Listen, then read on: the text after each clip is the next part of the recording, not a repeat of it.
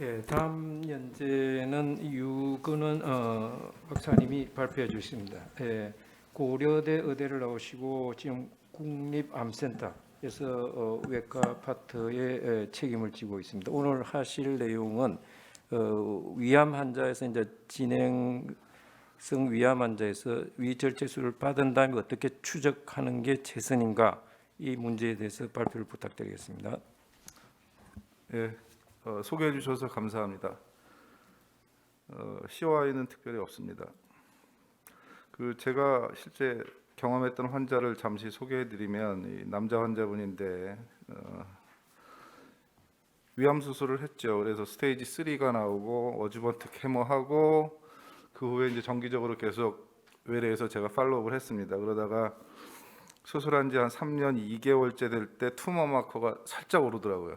근데 이 정도 가지고는 뭐 재발이라고 판단할 수가 없기 때문에 조금 경과 관찰하고 세 달 후에 CT를 봤더니 CT에서 이제 복막 전이가 보인다.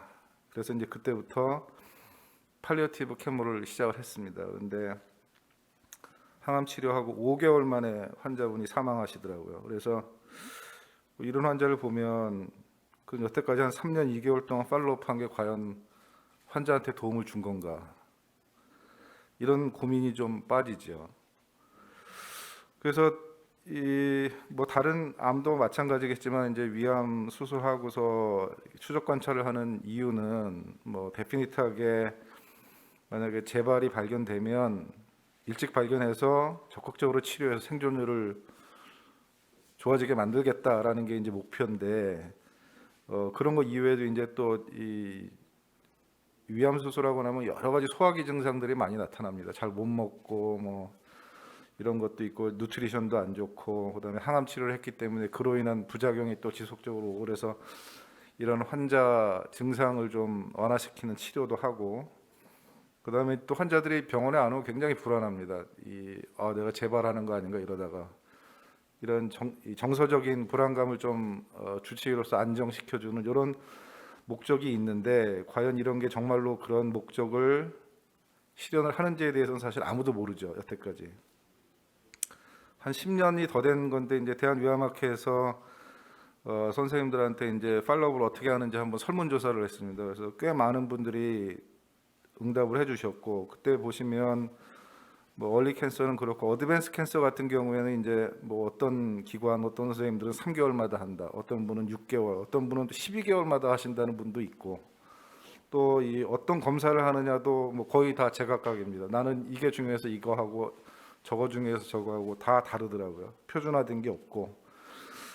그래서 이제 제가 국립암센터 데이터를 좀 이용해서 과연 이렇게 팔로우업을 하는 게 정말 생존율에 도움을 주는지를 좀 해봤습니다. 그래서 재발한 사람들 보니까 레귤러 팔로우업 중에 발견된 환자나 그 팔로우업 중간에 장기가 증상이 있어서 오는 환자나 사실은 오버올 서바이벌은 차이가 없더라고요.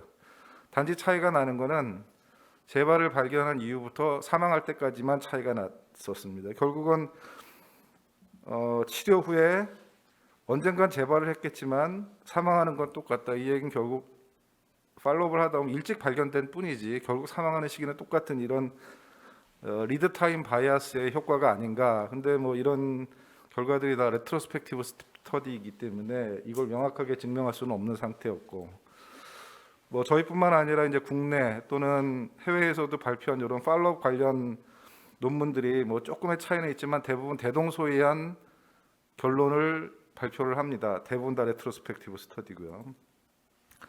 그 뭐 서바이벌은 그렇다 치더라도 뭐 그럼 그 다음에 이제 환자의 삶의 질을 개선하거나 뭐 영양 상태 개선, 환자의 정서에 좀 도움을 주는지 뭐 이런 거에 대해서 알 수 있는 방법이 없죠.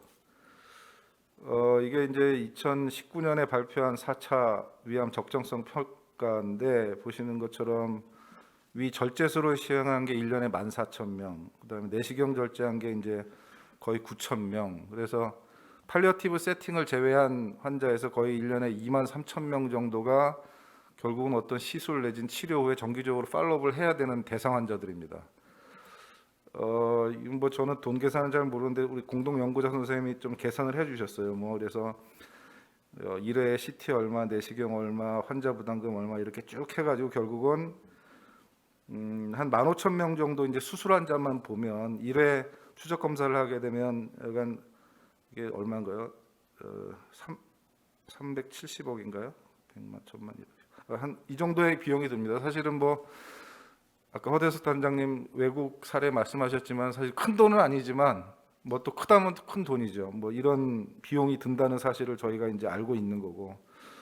그리고 제가 이제 한 3년 전에 이제 대한위암학회에서 위암 가이드라인을 여러 선생님들하고 같이 만들 때 사실 그 스코프를 어디까지 할 거냐에 대해서 좀 처음에 디파인할 때 팔로업에 대한 리커멘드는 하지 않겠다. 왜냐하면 에비던스가 없으니까 근거가 없이 우리가 리커멘드 할 수 없다. 그래서 가이드라인에서 팔로업에 대한 항목은 제외를 했습니다. 그건 뭐 외국도 마찬가지인데 일본 위암학회 같은 경우도 자기네들도 에비던스는 없지만 자기 나름대로 컨센서스 베이스로 이와 같이 이런 식으로 추천을 하겠다라는 코멘트만 해놨고 NCCN에서도 사실은 뭐 이런 식으로 써놨죠. 뭐 6개월 내지 12개월마다 한 번씩 하고 뭐 이런 식으로 이제 써놨는데 여기에도 명백하게 컨트로버시가 있고 에비던스는 없다. 이런 식으로 디파인을 해놨습니다. 그래서 제가 이번에 각국의 이제 가이드라인을 좀 비교해서 뭐 치료는 어떻게 다루고 뭐 이런 걸 다 하면서 이제 이 팔로우 부분만도 좀 정리를 해봤더니 뭐 한국에서는 에비던스 없어서 추천하지 않았고 일본은 아까 말씀드린 것처럼 컨센서스 베이스로 추천해놨고 중국, NCCN, 에스모 뭐 다 각자 다 다릅니다. 다시 말해서 지금 위암에 대해서 팔로우를 어떻게 해야 되는지는 답이 없는 상태입니다. 결국은 에비던스가 필요한데 그래서 대장암은 어떻게 뭐 가장 유사한 게 소화기암에서 대장암이니까 봤더니 과거에는 조금 도움이 되는 것 같다 이렇게 이제 메타 분석이 나왔었고 그래서 좀 대규모 임상 연구가 유럽에서 진행을 했습니다. 콜로 팔로업이라고 해서 뭐 가장 대규모로 해가지고 이제 비교를 해봤더니 서바이벌 차이 없더라. 근데 이 사람들은 이제 6개월하고 1년을 비교했더라고요. 그래서 이제 이 페이퍼가 나온 다음부터 자마에 이렇게 출판된 다음부터는 사실은 이제 대장암에서도 이제 약간은 좀 이거 어떻게 해야 되나 이런 상황인데 그래서 그 이후에 나온 리뷰 논문에서는 거의 차이가 없다라는 식으로 되어 있고요. 그래서 이제 마침 이 환자 중심 사업이 있길래 저희가 이제 위암학회 선생님들하고 좀 팀을 만들어서 이 프로포저를 했고 그리고 다행히 또 허락을 해주셔서 연구를 진행하게 됐습니다. 그래서 이름을 이제 스톱팔로업이라고 이렇게 이름을 줘서 진행을 하고 있습니다. 보시는 것처럼 이제 스테이지 2, 3 환자를 좀 자주 오시게 하는 환자분하고 조금 이렇게 간격을 둬서 오시는 분들의 이제 서바이벌과 또는 QOL 같은 걸 비교하는 이런 다기관 3상 연구를 했고 아까도 말씀드린 것처럼 서바이벌뿐만 아니라 QOL도 중요하기 때문에 약간 1세부, 2세부처럼 이제 나중에 분석을 좀 따로 할 예정이고요. 그래서 지금 현재 전국에 16개 기관이 참여를 하고 있습니다. 뭐 사실 거의 전국에 있는 스테이지 2, 3 환자를 쓸어 담다시피 지금 하고 있는데요. 대상 환자는 수술 후에 병리 결과가 스테이지 2, 3 나오고 어즈번트 케모 받으시는 분들을 대상으로 하고 있습니다. 그래서 3개월 간격, 6개월 간격으로 이제 해서 저희가 이제 가정한 거는 6% 정도의 서바이벌 차이가 날 거라는 거를 이제 했는데 왜 6%로 했냐는 거는 그 콜론에서 자마에 실린 거를 거기서도 똑같이 6%를 했기 때문에 그거를 이제 기준으로 해서 해가지고 양쪽 배정을 해보니까 한 886명 정도 나오더라고요. 사실은 저희가 이 연구자들이 프로토콜 개발할 때 3개월, 6개월 가지고 뭘 볼 수 있겠냐. 뭐 저는 개인적으로 6개월 되지 6개월과 팔로업을 아예 안 하는 환자를 좀 보고 싶었는데 그거는 현실적으로 환자의 동의를 얻기 어렵습니다. 이미 한국에서는 이미 프랙티스로 최소한 6개월에 한 번씩은 팔로업을 하고 있는 상황에서 당신 증상이 있을 때 오시오. 그러면 그거에 동의할 환자는 아무도 없을 거고 현실적이잖아요. 연구를 진행할 수 없다는 판단 하에 그럼 6개월과 1년을 비교하려고 그랬더니 이미 국가에서 이 팔로업 하는데 거의 개런티 비용적인 면이나 개런티하는 상황에서 6개월보다 더 늘어난 1년 후에 팔로업 하는 거에 대해서 과연 얼마만큼 컴플라이언스가 있겠나. 동의를 하더라도 나중에 6개월 동안 기다리질 않습니다. 환자들이 무조건 병원에 오지. 그래서 환자들이 가장 등재를 많이 할 수 있고 컴플라이언스를 유지할 수 있는 게 3개월, 6개월이다라고 이제 저희 연구자들이 생각을 해서 이렇게 스터디 디자인을 했고요. 그래서 이제 이 리커런스 서바이벌 보는 건 항목은 이런 검사, 그다음에 QOL과 누트리션 보는 검사는 이런 검사를 이제 시행을 하기로 해서 프라이머리 엔드포인트는 3년 전체 생존율입니다. 왜 3년으로 했냐면 저희는 솔직히 5년 생존율을 보고 싶어요. 근데 네카에서 지원해주는 연구기관이 5년까지 닿지 않습니다. 그래서 어쩔 수 없이 3년을 보는 걸로 디자인을 할 수밖에 없었고, 그래서 이제 2차 생존율, 2차 목표가 이제 디즈 프리 서바이벌, 리커런스 프리 이런 것들을 이제 보는 걸로 디자인을 했고요. 그다음에 이제 뭐 QL 보는 거, 뉴트리션 보는 거, 그래서 이 클리니컬 트라이얼 다 지오부에 등재하고 우리가 이런 연구를 한다는 스터디 디자인 이런 프로토콜을 이제 BMJ 오픈에다 발표를 하고 등재 시작을 해서 아까 먼저 보신 선생님처럼 저희도 CRO를 아주대에 의뢰를 해서 3개월마다 이제 이 뉴스레터를 보내는데 뭐 이건 2월 말까지 기준이고요. 저희 연구자들 간에 이제 공동으로 진행되는 상황 뭐 수시로 이제 하고 저희가 이게 1년에 한 2번 정도 이렇게 이제 진행 속도를 만듭니다. 보시는 것처럼 진행 속도가 이 예정했던 것보다는 좀 늦춰지는데 앞으로 이렇게 좀 늘어나서 최종 목표를 맞추기를 희망은 하는데 지금 뭐 한국에서 대부분의 위암이 다 내시경 치료하고 조기 위암이고 스테이지 1이고 이런 상태에서 전국에 대형 병원 16개가 모여서 스테이지 2, 3를 거의 등재를 하는데도 불구하고 사실은 많은 어려움이 있는 게 현실입니다. 잘 되기를 기대하는데요. 그리고 이제 좀 자극을 주기 위해서 이제 이렇게 각 기관마다 당신네 병원 몇 명 등재했다 계속 이렇게 자극도 주고 오늘 학회에서도 몇 분 만나서 계속 뭐라고 그랬습니다. 등재 좀 많이 하라고.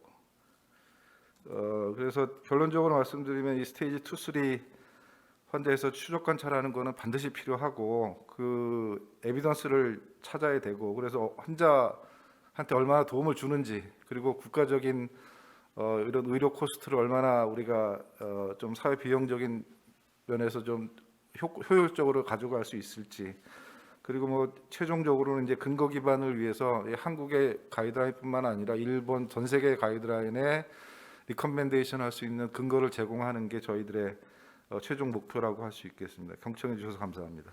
예, 감사합니다. 예, 이 과제에 대해서 프로에서는 질문이 등록된 게 없고 김 교수님. 네, 네. 이건 뭐 필요성은 누구나 다 인정하는 건데 그 여하에 어떻게 해내느냐 이게 중요할 것 같은데요. 뭐 조지는 것만 갖고는 잘 안 될 것 같은데 특별한 방법이 있으신지 좀. 특별한 방법 사실은 그래서 인센티브를 주면은 좀 더 할까 이런 생각도 좀 있는데 인센티브라는 게 이게 국가 연구비인데 뭐 제 마음대로 제가 책임자라고 해서 연구비를 막 퍼줄 수 있는 것죠 인센티브 줄 수 있는 것도 아니고 좀 애로점이 많습니다 솔직히. 그 연구자 입장에서 사업단에 혹시 뭐 하실 말씀이 있으시면 한번 해보시죠. 아까도 제가 스터디 디자인에서 말씀드렸듯이 이게 저희가 3년 오버볼 서바이벌을 프라이머리 엔드포인트로 잡은 이유 자체가 연구 지원 자체를 그렇게 제안을 하고 있거든요. 뭐 이따가도 디스커션이 있어서 좀 말씀드리겠지만 이 임상 연구라는 게 그렇게 뭐 1, 2년 안에 실험실에서 결과 나오듯이 나오는 게 아니지 않습니까? 그리고 사실 이번 요 과제도 5년이라고는 하셨지만 실제적으로 사업 시작된 게 12월 말 정도거든요. 그래서 회계연도는 5년이겠지만 실제 연구는 4년입니다. 뭐 그런 상황에서 이 기간에 맞춰서 저희가 계획한 대로 연구를 맞춘다는 거는 솔직히 많이 어렵죠. 그래서 그런 것들이 좀 개선이 되거나 아니면 좀 추가적인 이런 게 있으면 훨씬 좋겠다 하는 생각들을 하고 있습니다. 제가 말씀드릴 건 아닐 것 같긴 하지만 국가 R&D는 또 나름의 한계가 있긴 있으니까 어쨌든 연구자분들이 다들 열심히 하셔가지고 잘해 주셔야 되지 않을까 이런 생각을 해봅니다. 거기에 대해서 하나만 말씀드리면, 예, 이 데이터베이스를 잘 구축하시면 이 후반기에 구축된 DB를 근거로 한 후속 연구를 지원한 걸 지금 기획을 하고 있습니다. 그래서 그거는 뭐 저희가 단계적으로 다시 정보를 드리겠습니다. 예. 네, 감사합니다.